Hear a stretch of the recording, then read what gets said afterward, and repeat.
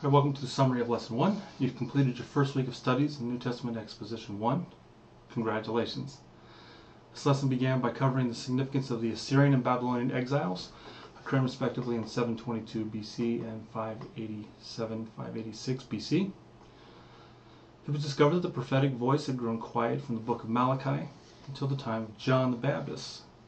His years often referred to as the silent years. The conquest of Alexander the Great from 331 to 320 BC had a significant impact on the life of Palestine during this period. The defeat by Alexander of the Persian Empire, with its lenient attitude towards indigenous social identities, constructed a crisis with regard to Jewish identity. As Alexander's influence increased in Palestine, the influence of Hellenism, though often resisted, began to emerge in Israel. Around 186 BC, Antiochus IV erected a shrine of Zeus in the temple in Jerusalem and sacrificed a pig on the altar there. This, among other events, led to the Maccabean Revolt, which, after the rulership of the Maccabees from 165 to 135 BC, the Hasmonean dynasty ruled in Israel until the arrival of the Romans in 63 BC. It was seen that 4 Roman emperors impinged on the interpretation of the New Testament. First was Augustus, 31 BC to AD 14. Jesus' birth occurred there. Tiberius in AD 14 to 37. Here you see the ministry of John and the Baptist and Jesus. Nero in AD 54 to 68, the time in which tradition tells us that Peter and Paul were martyred. Domitian in AD 81 to 96. We see there persecution of Christians. The Romans, led by Titus, destroyed Jerusalem and its temple in AD 70. Compare Matthew 24, 1 and 2. Though there were no canonical books produced in the so-called intertestamental era, there were a number of important literary creations that are broadly labeled as Second Temple literature.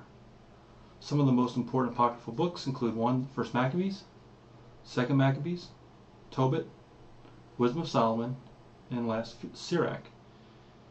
You should make it a point to read each of those at some time in your studies. The 5 most important books labeled pseudepigrapha include 1st and 2nd Enoch, 4th Ezra, Letter of Aristes, Psalm of Solomon, and Last Jubilees.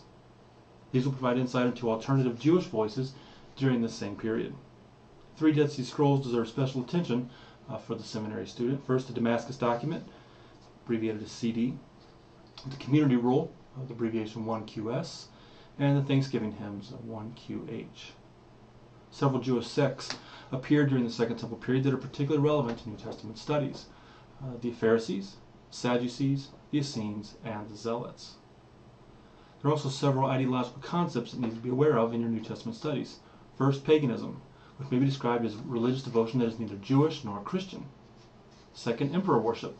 Building on the Hellenistic ruler cults, the Romans sought to secure political commitment from the ritualization of imperial power and ideology in the form of cultic honors in the Roman emperor. Mystery religions, which were the outlet for personal expressions of religious devotion during the New Testament era. Eleusis and Isis were 2 of the particularly significant ones. Superstition and syncretism were popular concepts with regard to magic, religious life, and magic was one of the key expressions of these. Gnosticism, though a later development, emphasized secret knowledge and ascetic practices and represents a type of syncretism. Greek philosophy was a major ordering principle in the life of the 1st century, and 3 key philosophies were Epicureanism, Stoicism, and Cynicism. Finally, Judaism, which provided the symbolic universe for the Christian movement, in which its early leaders were Jewish and continued to be embedded in Judaism. The so-called parting of the ways between Judaism and Christianity probably didn't occur until the time of the Bar Kokhba revolts, around AD 132 to 135. Some scholars are starting to describe the Christ movement in its Jewish context as apostolic Judaism. This is likely a helpful way to think about the ideological context of the New Testament. This lesson also introduced a contemporary study of the historical Jesus and surveyed the quest of the historical Jesus. The first quest dates from 1778 to 1906 and employs the tools of source criticism. Its general view of Jesus was that there was a difference between the Jesus of history and the Christ of faith. This quest emphasized the Jesus of history. The primary philosophical assumption here was the quest for the historical Jesus was methodologically possible and theologically neutral. The second quest began from 1953 and continues to the present. The primary tools used in this quest are redaction and tradition criticism. For this group, the Jesus of history is less important than the Christ of faith. This quest has the same philosophical assumptions as the first quest, that is, the quest for the historical Jesus was methodologically possible and theologically neutral. The third quest, which began in 1965 and continues today, relies on the tools of social scientific criticism and a reappropriation of the tradition criticism tools. For this group, the Jesus of history and not the Christ of faith is the proper subject of investigation. Unlike the first two quests, philosophically the third quest contends that the quest for the historical Jesus is methodologically possible and theologically neutral. Within the third quest, there are three contemporary portrayals of Jesus that prefer extra-biblical sources for the canonical Gospels.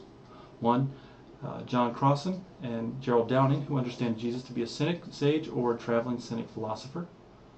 Second, the Jesus Seminar, who overall describes Jesus as an Oriental guru. And three, Morton Smith, who relies on the so-called secret mark and the letter of Clement. Compare also Burton Mack and Marcus Borg, for two who also rely on non-canonical text in their reconstruction of the historical Jesus. Well, that concludes your summary of this week's lesson. Hope you've enjoyed it, and I hope you continue working hard in your studies.